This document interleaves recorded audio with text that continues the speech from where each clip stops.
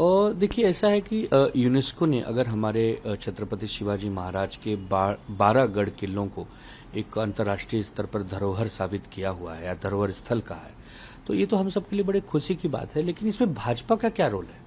हम ये नहीं समझ पा रहे हैं कि क्या भाजपा उस समय थी, क्या भाजपा ने वो गढ़ किले बनवाने में मदद की थी? अरे अंतर्राष्ट्रीय स्तर पर जब भी यूनेस्को हो चाहे यूनाइटेड नेशन हो, अगर उस सांस्कृतिक स्तर पर, शिक्षा स्तर पर कुछ अवार्ड्स देती है या कुछ धरोहर घोषित करती है, तो ये तो हम सबके लिए बड़े गौरव की बात है। लेकिन अब इसका ढिंढोरा जिस प्रकार भारतीय जनता पार्टी पीट रही है कि उन्होंने ये बहुत बड़ा इसमें योगदान है, ये बड़ा हास्यास्पद है। अरे भाई, भाजपा का क्या संबंध है, कांग्रेस का क्या संबंध है? ये तो हम सबके लिए बहुत बड़ी खुशी की बात है। लेकिन उसका कोई राजनीतिकरण नहीं कर रहा है सिवाय भाजपा के। भाजपा हर चीज में राजनीति करना चाहती है, जबकि यही भाजपा आज 11 साल से केंद्र में सरकार है, आज करीब करीब 6-7-8 साल से महाराष्ट्र राज्य में सरकार है। आप ये बताइए ना कि क्या ये हमारे गढ़ किलों की देखभाल के लिए कोई योजना इन्होंने बनाई, कोई कदम इन्होंने उठाया? नहीं उठाया। और यूनेस्को यही कह रहा है कि अगर आपने एक समय तक इसको अपनी तरफ से आगे बढ़ के प्राथमिकता नहीं दी तो हमें दर्जा वापस भी ले सकते हैं। तो ये विषय अलग है, इसको राजनीति के चश्मे से नहीं देखना चाहिए। छत्रपति शिवाजी महाराज ने उस समय आवाम के लिए, जनता के लिए इन गढ़ किलों का निर्माण किया। उन्होंने कोई शाही महल नहीं बनवाए, कोई राजमहल नहीं बनवाया, उन्होंने जनता के लिए, इन किलों में जनता भी रहती थी महाराज के साथ। तो इन किलों के हमारे दिल में बहुत सम्मान है। इन किलों के लिए ये सिर्फ किले नहीं है, ये एक जज्बात है, एक भावनात्मक ढंग से एक किले हमारे साथ जुड़े हुए हैं। तो हम तो यही कहेंगे कि भाजपा से कि हर चीज में आप राजनीति न करें। यूनेस्को ने बहुत अच्छी बात है कि उन्होंने दर्जा दिया है। अगर यूनेस्को दर्जा नहीं भी देता तो भी हमारे लिए शक्ति स्थल है, पूजा का स्थल है। छत्रपति शिवाजी महाराज का किला यह केवल दार्शनिक स्तर पे नहीं है, ये आत्मीयता का एक प्रकार से भाव प्रदान करता है। तो हम यही कहेंगे भारतीय जनता पार्टी से कि कम से कम महाराज के किलों को तो छोड़ दो, उसमें तो राजनीति मत करो। उसका एक प्रकार से ढोल बाजा लेकर पीटना बंद करो कि ये तुम्हारे प्रयासों से हुआ है। ये अंतर्राष्ट्रीय स्तर पर कमेटियां आती हैं, समितियां आती हैं, वो बहुत दिनों से इसकी देखभाल करती हैं, उन्हें जो लगता है उस पर वो अपना अनाउंसमेंट करती हैं।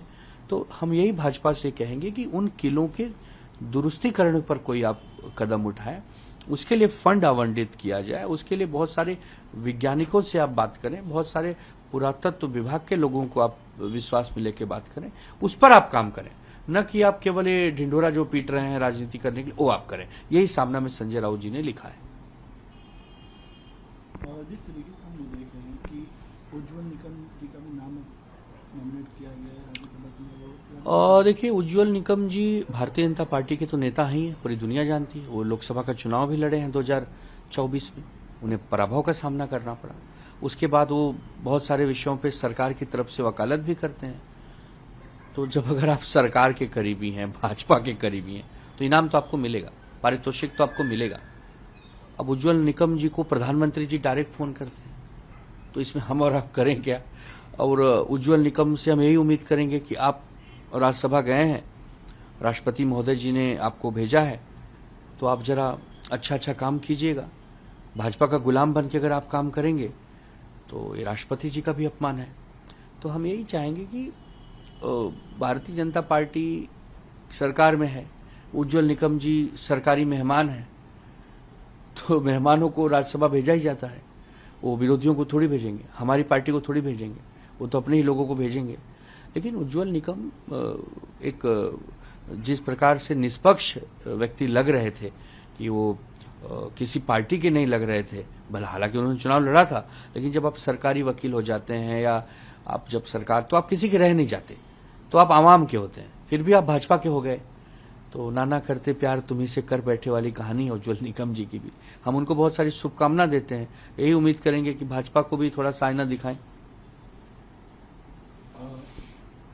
14 तारीख है, जिस तरीके से आप शिवसेना सिंबल को लेकर कोर्ट में हियरिंग होगी, देखिए, अंतिम सांस तक हम लड़ेंगे विजय के लिए, सत्य के लिए, लोगों के लिए। जिस प्रकार शिवसेना की सरकार 2022 में गिराई गई, हमारा नाम, हमारा चुनाव चिन्ह ले लिया गया, तब से हम लड़ रहे हैं। हमारा दुर्भाग्य देखिए कि हमें न्याय के लिए इंतजार करना पड़ रहा है। जबकि न्याय के लिए इंतजार नहीं करना चाहिए, तुरंत न्याय मिलना चाहिए। लेकिन फिर भी हम महामहिम सुप्रीम कोर्ट पर बहुत विश्वास करते हैं और हमें उम्मीद करते हैं कि हमें नाम और चुनाव चिन्ह मिल जाएगा, क्योंकि असली शिवसेना उन्हीं की होती है जिनके साथ शिवसैनिक होते हैं। शिवसैनिक आज भी उद्धव बाला साहब ठाकरे जी के साथ हैं, ठीक है, उनके साथ विधायक गए, उनके साथ कुछ और उनके करीबी लोग गए, लेकिन जनता तो हमारे साथ आज भी है, कल भी है। तो हम यही उम्मीद करेंगे कि एक अच्छी डिसीजन हमें देखने मिलेगा। अब इतना डिले हो गया है कि अब मन तो बहुत दुखी है, लेकिन कभी कभी सत्य के लिए बहुत इंतजार करना पड़ता है। अंत में सत्य में जयते ही होता है, सत्य की ही जीत होती है। तो आप देखेंगे कि जीत तो अंत में सत्य की होगी, लेकिन बहुत देर हो गए हुजूर आते आते, बहुत देर हो गए। प्रवीण गायकवाड़ संभाजी ब्रिगेड के जो प्रवीण गायकवाड़ संभाजी ब्रिगेड के नेता हैं, अध्यक्ष हैं। उन्हें जिस प्रकार सड़कों पर घेर के स्याही पोती गई या उनको अपमान किया गया, ये महाराष्ट्र को अच्छा नहीं लगा और महाराष्ट्र के साथ साथ देश को अच्छा नहीं लगा। अरे वो व्यक्ति जिस संस्था का अध्यक्ष है उसका तो नाम कम से कम देख लेते। छत्रपति संभाजी महाराज कौन थे? कोई साधारण व्यक्ति थोड़ी थे, देश की आन बान शान थे। उनकी अगर संस्था में कोई व्यक्ति काम कर रहा है और अच्छा काम कर रहा है और उसको आप घेर के और उसको अपमानित करते हैं, और सरकार भारतीय जनता पार्टी की है, केंद्र में बीजेपी है, राज्य में बीजेपी, कानून व्यवस्था उनके पास है, कोई कहीं भी, अरे प्रवीण गायकवाड़ तो छोड़िए, चंद्रकांत पाटिल जी भी नहीं बच पाए, उन्हीं के नेता हैं, उनके ऊपर भी स्याही फेंक दी जाती। तो हम यही मांग करेंगे कि ये जो सरकार में बैठे लोग हैं, खास करके देवेंद्र जी, क्या पूरी तरह असफल हो गए हैं? आप सरेंडर बोल गए हैं? अपने घुटने टेक दिए हैं क्या? क्या इन आरोपियों को धर पकड़ करके कड़ी से कड़ी सजा नहीं दे सकते? कोई हिंसा कैसे कर सकता है? कोई कैसे एक सामाजिक संगठन के एक बड़े नेता को कलंकित कर सकता है? और आप उसके बाद कहते हो कि हम हिंदू संगठन है, हम ये संगठन है, हम वो संगठन है। अरे हिंदू संगठन इतना उदार और सहिष्णु होता है, वैसा काम नहीं कर सकता। किसी को बलजबरी अपमानित करने से आप बहादुर नहीं हो जाते हैं। तो हम यही कहेंगे देवेंद्र जी से कि ये गलत हो रहा है, ये महाराष्ट्र की अस्मिता को शोभा नहीं देता है।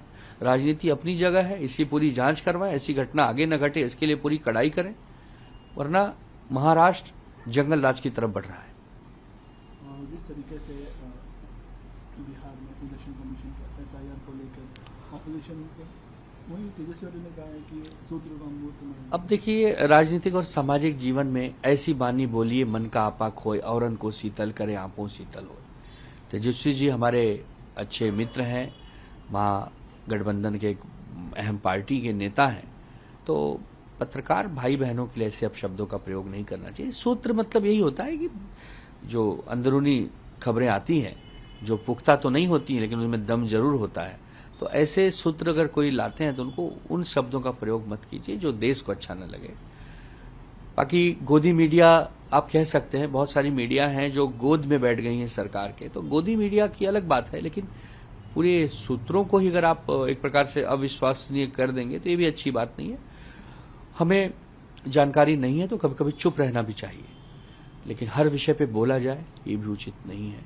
तो हम तेजस्वी भाई होने वाले बिहार के मुख्यमंत्री हैं, भावी मुख्यमंत्री, हम उनको यही सलाह देंगे कि धीरज धरें, धीरे धीरे बोलें, अच्छा बोलें, क्योंकि आपको करोड़ों लोग प्यार करते हैं, करोड़ों लोग आपको चाहते हैं। हालांकि लालू जी की बेबाकी सबको पता है, अब लालू जी के बेटे हैं तो कभी कभी निकल जाता है, उसे कोई अन्यथा न ले, लेकिन फिर भी तेजस्वी जी को इन सब चीजों से बचना चाहिए।